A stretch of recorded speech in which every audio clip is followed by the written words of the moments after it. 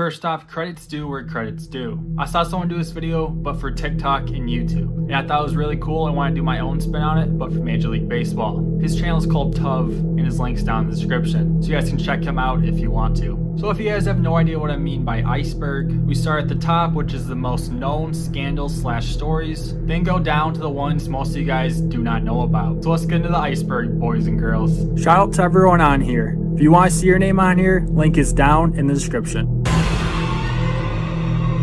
With one that's still happening in today's game and is known by people who aren't even baseball fans. Steroids, PEDs, or more specifically, the steroids era. Some people might disagree that this was a bad part of baseball history because quote unquote it saved baseball. But seeing the top players at the time get exposed kinda hurt. Mark McGwire, Sammy Sosa, Barry Bonds, Roger Clemens, Jason Giambi, Gary Sheffield, Jose Canseco, and countless others. Ken Caminiti, who was the first starter to be exposed for steroids, estimated that 50% of the league was taking them. He started to use steroids in 1996, the year he won MVP. He never got another MVP vote other than that 1 year. He died to a drug overdose in 2004. Some of the greatest seasons and career records were put up during that steroid era. Most notably Barry Bonds hitting 73 home runs in 2001. Floated to Bonds, and he hits it high. He hits it deep. Number 73. And breaking Henry's Aaron career home run record of 755 in 2007. Bonds hits it high. Hits it deep.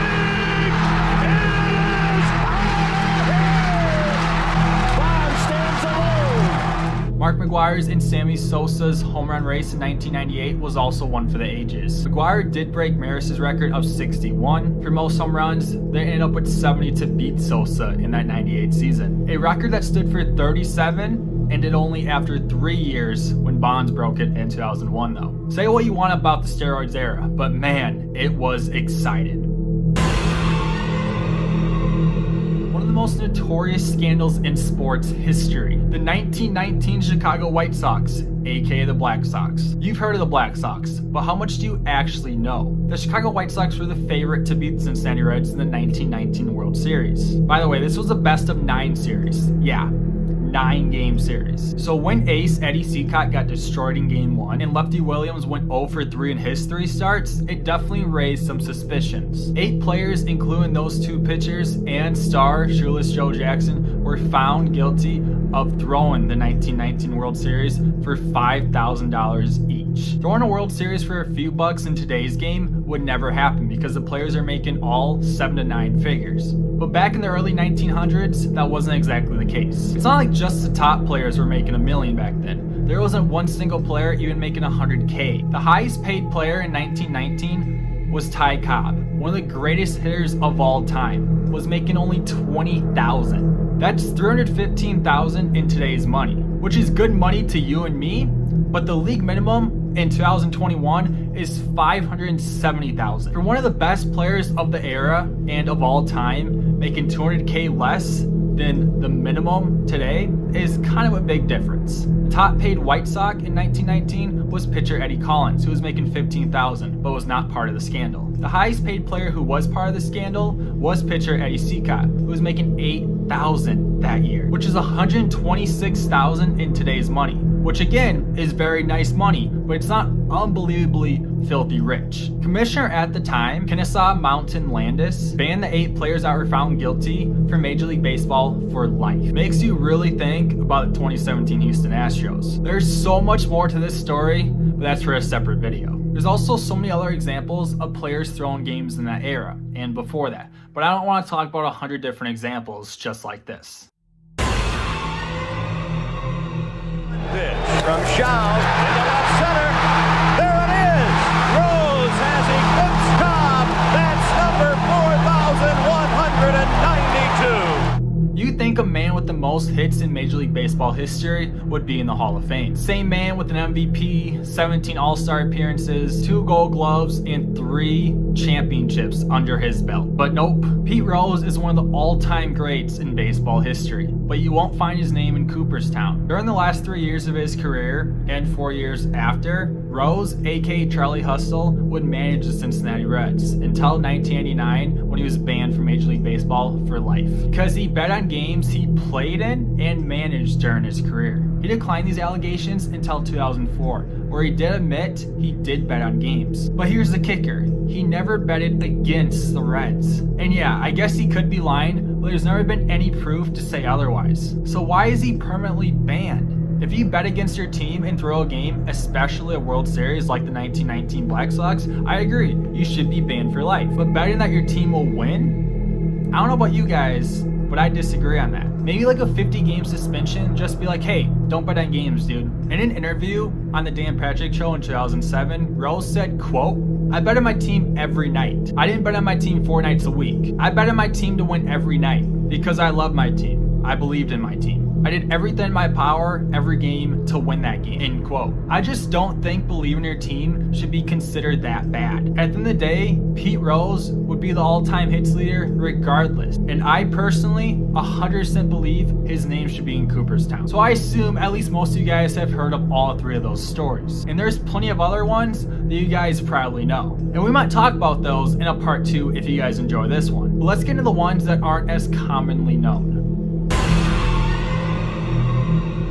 We all know Ty Cobb is one of the great hitters in MLB history. I know no one cares about batting average anymore in 2021, but he holds the highest career batting average of 366. Anyways, this story isn't about how good of a player he was. Another thing Ty Cobb was known for was having a temper, and just bad type of behavior in general. Cobb was hated by the players and the fans because he was simply in hole. He would intentionally spike players and had plenty of other incidents. Just think of Manny Machado, but times 50. That was pretty much Ty Cobb. But one incident did stand out from the others. Ty Cobb beat up a disabled fan. This took place during a game in 1912. The fan, Claude Lucker, was heckling Cobb that day, which is of course nothing new to baseball or sports in general.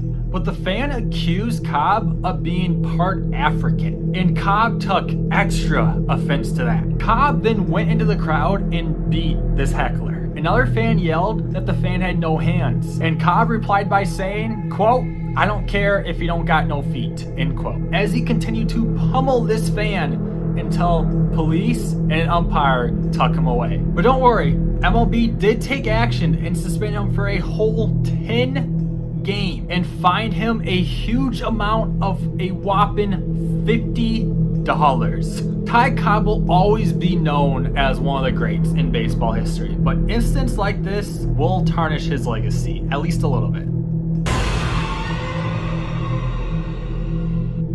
We've mentioned a lot of great players who are either in Cooperstown or have the numbers to be in it. Eddie Waitkiss isn't exactly one of those guys, but he is remembered for something that wasn't even his fault. Waitkiss had a solid 3 seasons with the Cubs and was an all-star in his final year with them, but was then traded to Philadelphia after the 1948 season because the Cubs were 27.5 games out of first place. So we all have a favorite player regardless of who your favorite team is, and some of us can't relate to that favorite player being traded, unfortunately. And what do us fans do when your favorite player gets traded? It's almost like a breakup. You just stay in bed, be depressed, be sad all day, but eventually, sometime, you get over it, right? Well, at least the ones that aren't mentally insane. And unfortunately for Eddie Waitkiss, his biggest fan was mentally insane. Waitkiss returned to Wrigley Field for just the 2nd time since he was traded from the Cubs. And he had a solid game, getting on base twice, helping the Phillies win 4-0 that day. And how do you celebrate a good day at the office?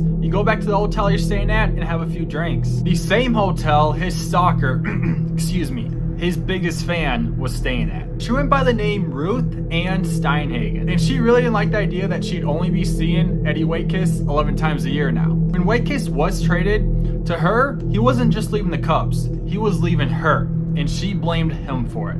They did not know each other, but she told her mother about Waitkiss. She referred to him as Eddie, like he was her boyfriend. She even said me and Eddie are gonna get married. Again, they did not know each other. She just couldn't handle him being traded. So she went and booked a room at the hotel that she knew he would be staying at and left a message at the front desk that said, Mr. Waitkiss, it's extremely important that I see you as soon as possible. We're not acquainted, but I have something of importance to speak to you about. I think it would be to your advantage to let me explain it to you. As I'm leaving the hotel the day after tomorrow, I'd appreciate greatly if you could see me as soon as possible. My name is Ruth Ann Burns, and I'm in room 1297A. I realize that this is a little out of the ordinary, but as I said, it's rather important. Please come soon. I won't take up much of your time, I promise. So he went up to her room to see what she wanted. She replied with, quote, I have a surprise for you. Her surprise was a rifle pointed straight at his chest. And he would reply with, quote, what goes on here? Is this some kind of joke? What have I done? End quote. Of course he never did anything wrong, but to Ruth, he left her. And she replied with, quote, you're not gonna bother me anymore. And then she pulled the trigger and shot Eddie Waitkiss straight in the chest. Thankfully, he would survive and be back in the league by 1950, where he won Comeback Player of the Year with the Phillies. He'd be out of the league by 1955 and died in 1972 due to cancer. He was only 53 years old. There are so many other scandals and stories like these ones that I would love to talk about with you guys on the channel. But before I made this a 30-minute video, I just wanted to see if you guys enjoyed this one first. And if you guys did, I would love to have your support by 1, leaving a like, and 2, hitting that red subscribe button down below for you guys don't miss any more of these and more baseball content on the channel. But other than that, thank you guys so much for watching. I really, really appreciate it, and I hope you guys have an absolutely beautiful day.